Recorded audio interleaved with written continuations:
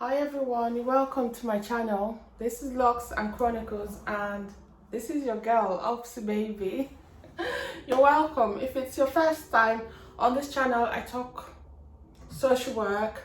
Once in a while I showcase my locks, take you through my chronicles as an immigrant in the UK, and sometimes I do this with my family. Sometimes we like to travel a lot. So yeah, this is basically what this channel is about. And if you like this sort of content, please subscribe. Yeah, and to my returning subscribers, I just want to say thank you. So today's video is kind of like an update. I've taken you through my first year as a social worker, but I will always try to let you know where I am, which is what I'm doing in this video. I know some of you asked me this question on Instagram. Do you work for the NHS or do you work for the local authority? Because I wear the NHS badge. So a lot of people are curious and they want to know. So I'll tell you. In my first job as a social worker, I am employed by a local authority. Yes, but because I work in a mental health team. So what happens is when you are employed as a social worker for my team and for these types of teams, so you get employed by the local authority, but you get seconded to the NHS, placed to work with the NHS, even though you're employed by the council, by the local authority. So what this means is I have two systems that I work with. So I have the council system where I do all my notes, where I do some notes and some of the things that I do. I have the NHS system that I use to record all notes and to fulfill the CPA. So this is the care program approach. If you're in mental health, you know what this means. So two systems that we use, two emails that we have to keep on top of. I'm not going to lie, it's a bit complicated, but that's my job. Employed by the council, seconded to the NHS. So I do have a council's badge and I do have the NHS badge, but because the building that we work in is owned by NHS, so that's why most of the time you see me wearing my NHS badge. So that's kind of giving you the juice about my employment and how my work goes. So where I am at this time, when I finished my ASYE, or shall I say before I finished my ASYE, I would say towards the end of last year, I got into locum social work. So because I only work 30 hours, I know some of you asked me this question as well, why do you work part-time? That's what I was employed for. I was employed part-time. I was employed for 30 hours. But you won't believe it, this is what I've always wanted, to work part-time so that I can have more days off because of my family demands at this time. So it actually did work well for me when I got the 30-hour job. But along the line, I was being offered more hours. I was being offered 37.5 hours, but I kind of turned it down, which was a good thing because then I got into kind of locum social work. So I started taking shifts. I'm sure you've heard of NHSP. So I started taking shifts with NHSP, started working kind of in another unit, of mental health as well, in a different unit. So, and on days when I'm not at work or in the weekends or bank holidays, I will pick up additional shifts because I need the money. Because I only work 30 hours, therefore I wasn't earning enough money for myself. So I had the opportunity to be able to pick up additional shifts. So I started picking up additional shifts, which actually pay me more than my normal job because I'm doing these additional shifts mostly in the weekends. I've done a night shift or in bank holidays. So it actually worked well for me. Again, I was able to make extra money. Only I do short shifts, maybe like 6 hours, just so I'm not stressed and so that I can still have a bit of rest when I'm not in my main work. So that's what was happening. So that started towards the end of last year and I was doing it. Until some months ago, I was being asked, by one of the managers in the places where I have been doing my locum social work, that there was a vacancy and they wanted me to apply. Which when they actually said it, I wasn't interested. I just put it off and I wasn't going to apply because I actually do love my team. The job, very stressful, but I work in a very good team, in a supportive team. But there were some things about my job that, were already stressing me out at this point. And I'm sure it's like that with all jobs.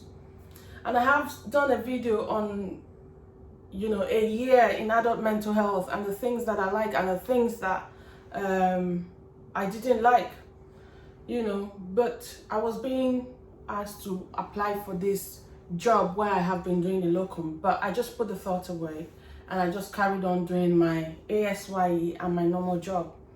And after some weeks, when that job was meant to close, it didn't close. I mean, it did close, but I don't know what happened. Maybe they didn't get enough people.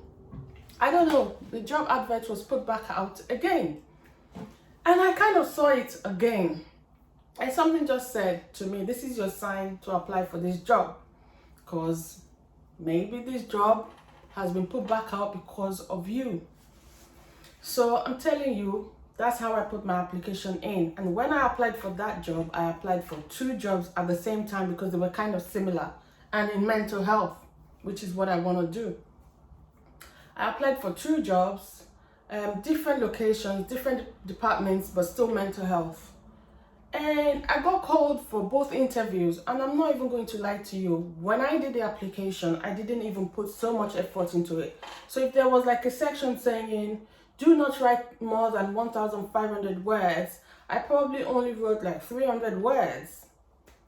I am not lying to you. I put one of the applications in like a day before the deadline. That's how much I didn't even care about it. But I got called for both interviews, for both jobs. And this is why I say to you, social work gives fluidity. If you're a social worker, if you just cross that first hurdle of completing your degree, and then you cross the next hurdle of getting yourself a job as a newly qualified, from then on, you're just going to be flying. I promise you, I promise you. So I got 2 interviews. Speaking to you now, I haven't even done the second interview. It's still in the future. But I did the first one, which is the one where I have been doing the locum job. And I got the job. Literally, in less than an hour after I did the interview, I was being told that I was being offered the job.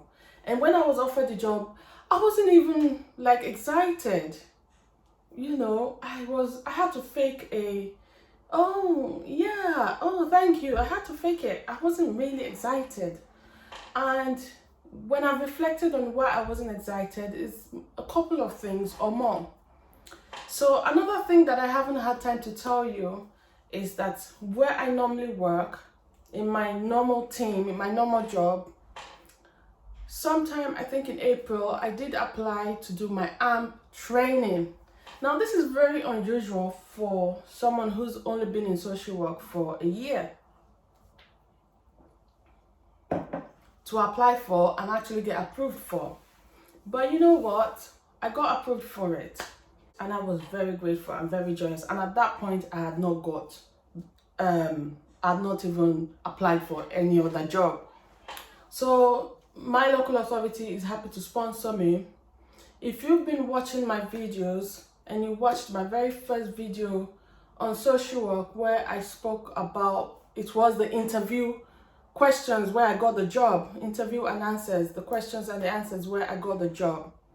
You would know that I mentioned there that I would like to do the AMP training. It's my dream to become an AMP. So this is what the AMP means. I have always wanted to do it. So when I got approved in my normal job, I was very happy. So now that I've got another job, I'm thinking, is this going to mean that I'm going to lose this chance? I'm at like crossroads. I want to be able to progress my career. Oh, and I didn't tell you, this new job is 100% NHS, so I'm going to have to leave my job with the local authority completely. And that was another thing that gave me like that reluctance to be excited, because I've been with my local authority for, I think I've got my years of service for up to 13 years now in different roles. So yeah, I've actually been building my pension. I've got maximum annual leave yearly, you know, just little benefits. But my husband, he had to put my head straight and say, what is 13 years of service going to do for you? If you need to move around, move around. Yes, the grass is not always greener on the other side, but how do you know if you don't take the chance? So I think it was just the fear of the unknown that was just making me reluctant. Plus the fact that I had been approved to do my AMP training with my normal job, and now I might be jeopardizing that and going for a new job where I don't even know how I'm going to progress my career. So at this point, I'm at, you know, I've got another interview coming up. I don't even know if I'm going to do that one. I've got a new job where I'm still considering if I'm going to actually take it or not. And I've got a job that, even though the team is nice, I'm not 100% happy in the job anymore. And I feel like there are so many options out there for me as a social worker than to be in a job that I'm not 100% happy with. So that's where I am now. I don't know what you've taken from this video. I'm not even sure what I want you to take from this video, other than that I'm coming to just give you my updates and just to tell you what's been happening to me that I've not really had time to chat to you about, and what you might experience, you know, as a social worker. I have been a social worker now for a year and about 8 months, and all these opportunities are coming my way. They are confusing me, but I think it's good confusion because I have a lot of options. I don't know, what are your thoughts? What do you think I should do or I shouldn't do? Do you have any thoughts? Do you have any advice for me? I'm being open, and I will listen, I will read your comments. So yeah, leave me your thoughts. And if you don't have any advice for me, just wish me well and pray for me, and I believe that the Lord will guide me. So thank you so much for listening to me rant and chat about you know, where I am. Yeah. That's it for this video. So thank you so much for watching. If you haven't subscribed, consider subscribing. If you love me, you like my face, or you like this kind of content. So yeah, click the subscribe button. If you have any question, please leave it on this video.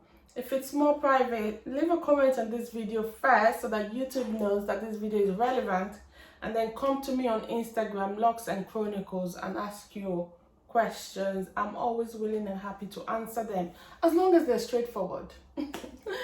So yeah, like this video, share it, leave a comment, turn on your notification, you know, all the good stuff. And always remember, I really do love you. Thank you so much. Till I come your way next time, be good. Bye.